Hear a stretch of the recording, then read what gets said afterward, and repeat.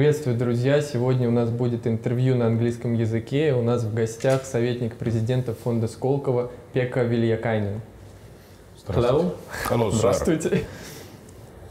Пекка Вильякайнен, советник президента фонда Сколково, член Совета директоров Федерального государственного унитарного предприятия Почта России, председатель Совета директоров группы компаний «Новом». Выступает как основатель и советник в предпринимательских программах национального масштаба в Российской Федерации. First question. You have nickname a Bульдозер.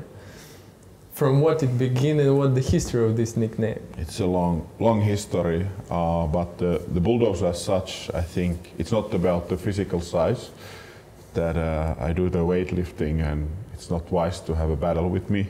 But I think that the fact is that I have a history that I have been able to make quite big changes, very difficult issues, so to say, missions to make a small company, big company, making first internet banking, nobody believed on it. Now in Russia, 5 years, changing Skолково, going in 82 Russian cities in 3 years, now changing Почта России, Почта Bank. I think it's more about the way of working. Bulldozers are not very cool, it's not very sexy, but we do things in an efficient way. When it began? No, it was over 20 years ago. I think it was Steve Ballmer from Microsoft who originally said that, man, you are the real bulldozer. Ever since it has been like that. You begin your working career in nearly 13 years old. Yes. How you compare the working and education and from what it began? No, well, it's true. It's already, I'm an old man, so already 32 years I have been in business. So I started doing IT stuff when I was 12, and you have to remember that at 12 when really? I started kind of starting, but already next year or first year it was clear that there was clients who wanted to buy my services on IT, and I had to make a company. And I put my father, who is not a businessman at all, as a managing director, because you have to be 18 in Finland to be a company. And so I became an entrepreneur. Of course, I finished my school, so to say, but I was working all the evenings, every single weekend. I'm an extremely boring man, so I have been only doing the work, so to say.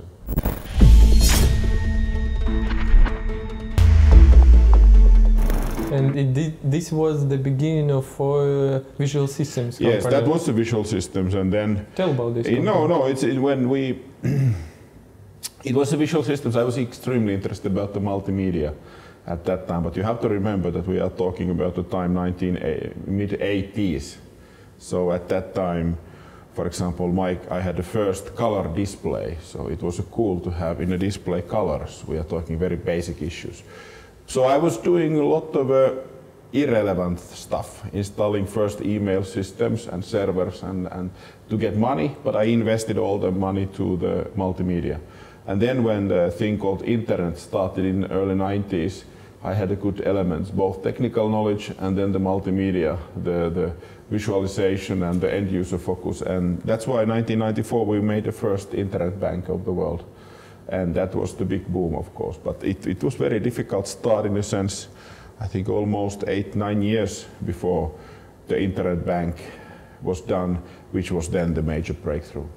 How much employees you had? No, well, I think when we did first internet bank, we had about 25 people working for us, but then already next year it grew to 200 people, 250 people, and then when we did the share swap with Tieto, suddenly we had 2,800 people, and then 6 years ago when I retired, we already had 20,000 people. So. It's you told that you knew the Steve Ballmers and who the most big guy you knew who changed your life? I have had a good history to build a strong person relations. I don't go to the parties, I don't drink much of alcohol, but I have a lot of friends, so to say, mainly through the work. I have been helping. So Steve Ballmer I got to know when he was very curious about how internet banking is working, because it was a new thing in US, invented in Finland. But many others I happen to know most of these IT guys because I became the biggest partner of them. So I would say long-term work, I have always kept the promise. Whatever I have promised, I have kept it.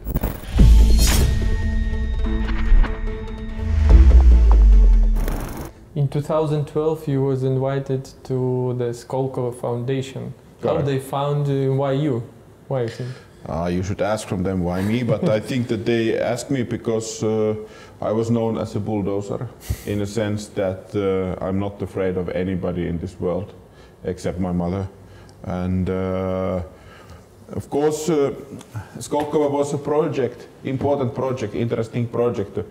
I was actually already before I was asked helping a little bit because when Skолково was established, we wanted to find, or Russia wanted to find best practices, not only from Silicon Valley, but from Israel, from Finland, from Germany, from China, I mean, to find, and in that work I kind of knew the Skолково project.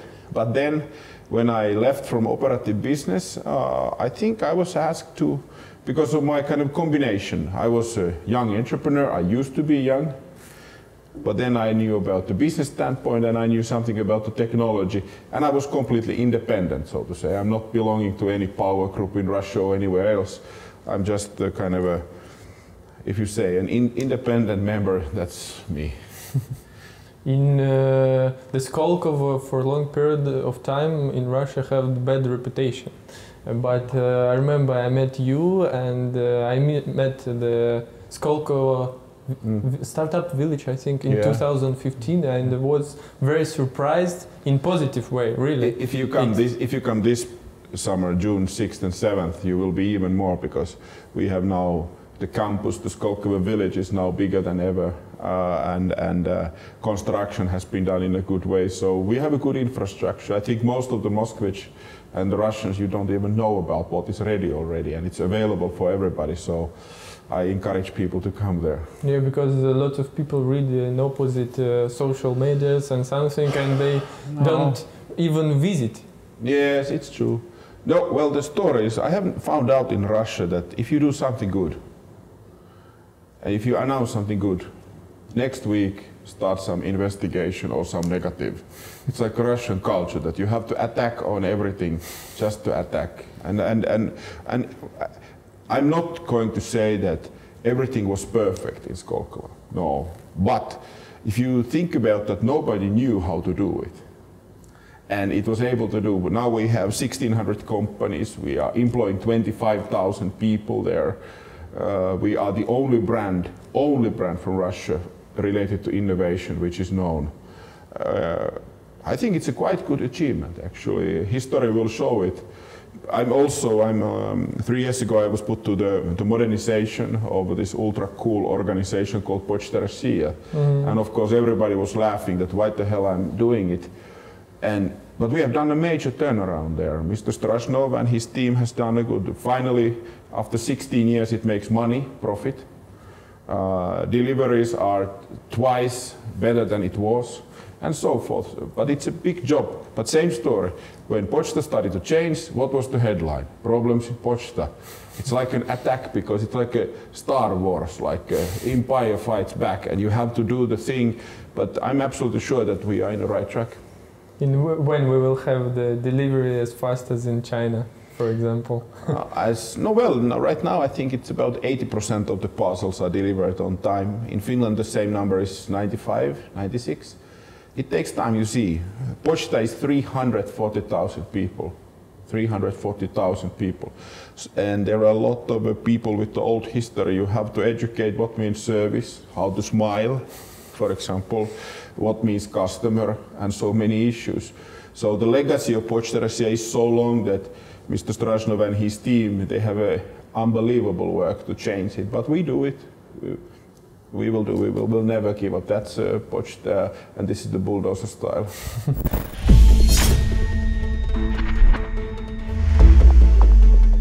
You work in different countries all over the world. What's the difference with Russian business? I could have a two-week seminar about the differences doing things, but the most important thing is that I think if it starts from the positive side, Russians are, you are socially kind of capable, you have a strong people networks, you have a good engineering capabilities, good mathematical education, cultural, people know about culture much more. Some part of the Soviet heritage, but also by the nature. But then if you think about the areas what to develop is that you have a mistrust to each other. It's the biggest problem in our startup community also. So you trust your brother, sister, aunt, your best buddies, but if you think about anybody on the street, you think that it's a little bit suspicious. And of course, I'm not saying that all the people in the world are good, and you shouldn't, but you cannot start by assumption that people are somehow bad or you should not trust. And that's bad on the entrepreneurship. Also, Russians are doing a lot of traveling. I think now we are recording it just before May. Everybody goes somewhere. You are crazy of traveling everywhere. But too much holidays. No, I don't know about that though. I think you have enough, good enough number of holidays, but going on holiday to abroad doesn't mean that you trust any foreigners. So you should build more about the international trust relations, because that is needed for the business, that is needed for the trade. I would say Russia used to be, in the 18th century, much more international. And there was much more connection. I think that kind of relations are needed. What was your biggest mistake and biggest success in your professional career? I think the biggest mistakes I have done always related to people. That's why I wrote the book No Fear. That's why there are 300 pages about my mistakes from the first 26 years. It's related not to put enough time to develop other people, not to listen carefully enough other people, talk too much. I was also not very international. I was born in the middle of the forest, so to say. And of course I was also tourist going Sweden or Denmark or Germany, but I didn't have anybody to trust, so to say, trust relations. So I was not very international compared, for example, to my son and daughter, son is 10 years old and has visited already in 25 countries. So it's totally different story. So the success standpoint, I think that it's the other side of the coin. I think I have been privileged. I have been extremely lucky to have a great relations with the people, so to say. I have had great mentors. I have been quite willing to learn. I have been curious, and I try to stay curious. I'm now 45 and I'm not ready to give up yet, even I'm an old man like my kids say.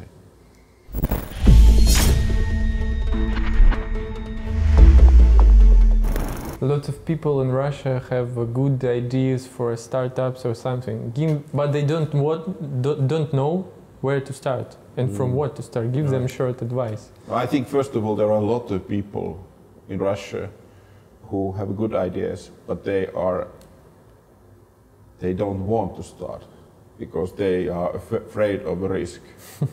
That's why I have always said that, for example, when the economy was heated, when oil price was high and everything was booming, why to bother? There are no innovation in Saudi Arabia either, or Qatar or somewhere.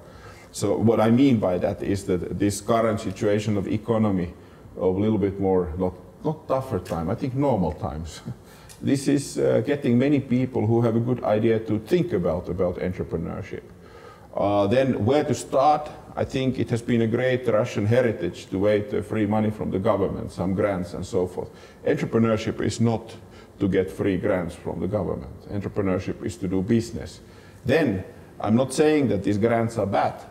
You can have we have in Skолково, we have a Russian venture company, we have a Rosmaladius, we have many other institutions, Bortnik Foundation, who are supporting business. That's all good. But still your mindset is that you are owning the business, you are finding the customers, you are selling the products. It's not the government who is doing it. I fully agree. I have a program called the Instинкт Лидера, and tell 3 people who live in our time that you think own this. Instinct of it. Those which are publicly known. The most leaders. No, well, Russia, if I think. Mr. Mordashov, Alexei, he definitely have an instinct. He has been a fighter all his life. I think my colleague, Mr. Wexelberg, definitely has a business mood. Not only as a holding or investor, but really to be curious. He just turned 60 years old and always try to find a new I think our producer already invited him. Yeah. So he has an instinct for new businesses for sure. Internationally, of course, everybody knows these Elon Musks and so forth. I would not raise them in a sense because it's quite. Actually, to see people, how they behave in a business, you have to see it quite close. You cannot watch it from the webs or from the press release. I don't know how they are operating. I always was extremely happy to know Mr. and he's still alive, of course, but it's not in business, Steve Ballmer, who was actually running Microsoft. Steve was ultra energetic guy and was always helpful, very international. And the kind of was a good team with Bill Gates to do those things. So I think it was extremely interesting combination. Thank you that you find time to come to our program. Thank you always. Thank you. Bye bye.